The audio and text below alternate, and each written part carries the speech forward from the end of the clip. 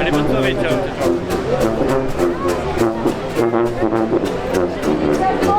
Avant la salle de shoot, on avait des petits problèmes de toxicomanie, mais sauf qu'ils se cachaient un peu plus. Il y avait les gens qui étaient un peu sédentaires, donc je pense, allez, il y en avait peut-être une cinquantaine, mais ils allaient plutôt du côté de la gare du Nord.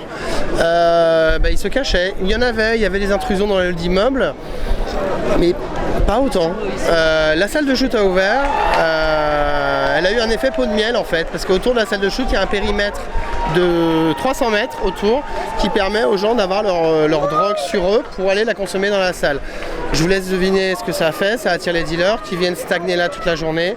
Ça attire tous les autres consommateurs qui n'iraient pas forcément dans la salle de shoot, parce qu'il faut se faire enregistrer aussi, je pense, dans la salle de shoot, à confirmer. Mais bon. Et tous ces gens se retrouvent à s'injecter dehors, sous nos fenêtres, dans les halls d'immeubles. Pendant le confinement, on a eu dans les voitures Ubico qui étaient en libre-service. C'était des salles de shoot bis. On a une Sanisette Deco qui est à côté de l'hôpital de la Lariboisière, qui est une salle de shoot terre, on va dire. Et ça s'étend en fait. Pour moi, c'était le triangle. Colline du Crac à l'époque, Stalingrad, salle de shoot de la Lariboisière. On a le nombre de passages par jour, je crois, c'était entre 200, 300, 400 personnes.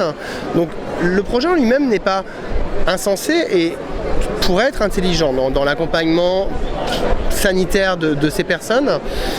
Par contre, on n'a aucune information sur combien de personnes s'en sont sorties, combien de personnes ont été emmenées vers des centres de soins ou des centres de sevrage, combien de ces personnes ont été suivies psychologiquement, socialement,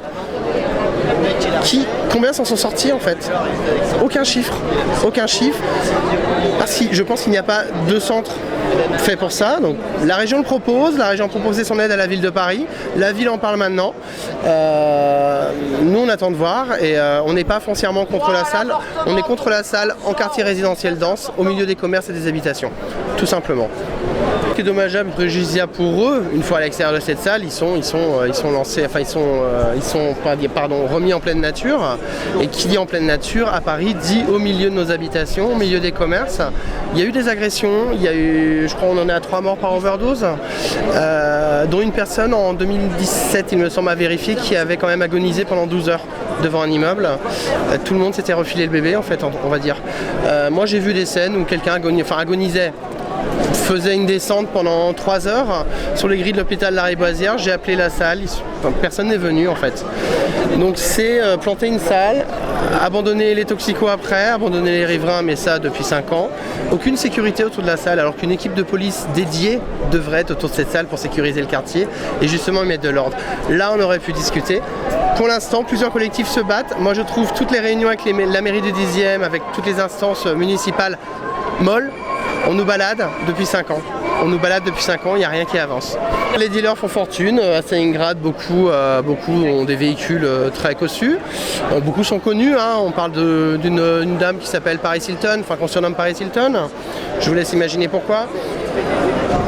À la base, ces gens, moi les toxicomanes ne sont pas franchement méchants, ils peuvent être agressifs quand ils sont en manque, je pense, mais ils ne sont pas méchants. Moi je pense surtout que c'est gens pour des malades qu'il faut aider à s'en sortir avant tout.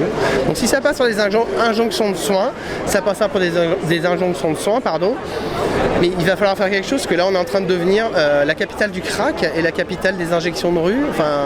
On est où ?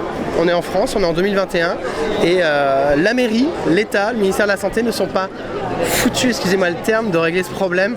Ça concerne quoi ? 500 personnes à Éole, quelques dizaines, quelques centaines autour de la Lariboisière qui restent en permanence.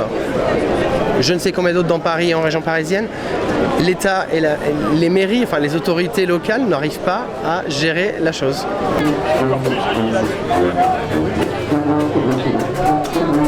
C'est tellement vrai. Alors, les salles de shoot seront réparties dans le nord-est parisien, encore une fois. Pas à Paris-Centre, pas dans le 5e, pas dans le 6e, pas dans le 16e. Ce sera encore dans le nord-est parisien, ce sera encore à côté des Jardins des Halles, à la Porte de la Chapelle, à Stalingrad. Le nord-est parisien sera encore une fois sacrifié et les élus nous diront « Oui, mais c'est là que les gens sont ». Croyez-moi, à la Lariboisière, l'effet pot de miel, il a bien marché. Des gens qu'on n'avait jamais vus. Oui, les salles de shoot, dans d'autres quartiers, quand elles seront... Si elles étaient implantées dans notre quartier, on espère qu'elles ne seront pas, oui, elles vont attirer encore plus de toxicomanes. Donc ça soulagera peut-être un temps les endroits habituels des lieux de consommation et de deal. Je pense qu'à terme, en fait, c'est peut-être vouloir faire de Paris une immense salle de shoot ou de consommation, un immense lieu de consommation à ciel ouvert. Tant qu'il n'y a pas de réponse policière, judiciaire, médico-sociale adaptée pour ces personnes-là, ces gens qui sont, comme je l'ai dit, malades, on va les faire quoi? On va les laisser dans la nature, ils iront mendier dans les quartiers chics aussi, ils iront agresser dans les quartiers chics, ils iront, oui, excusez-moi le terme, foutre la zone partout dans Paris. On fera quoi? La police fera quoi? Parce qu'elle fait déjà rien dans nos quartiers. Voilà, c'est étaler le problème en fait, sans apporter de solution concrète et efficace. Mais la police municipale que veut faire Madame Hidalgo, c'est juste pour verbaliser les terrasses qui dépassent, les scooters, les voitures, les gens qui jettent des mégots par terre. Voilà, c'est ça sa police municipale. C'est rien de plus que ce que la DPSP fait aujourd'hui, juste qu'elle va être renommée et qu'ils vont avoir un petit bâton. Croyez-moi, l'opposition à Paris a milité pour avoir une police armée. Ils ont bien raison, parce que je plains ces agents qui seront lancés au milieu de tout cette faune, excusez-moi le terme, mais parfois dans certains endroits c'est une faune dangereuse et agressive. Croyez-moi qu'ils ne feront pas long feu avec leur bâton.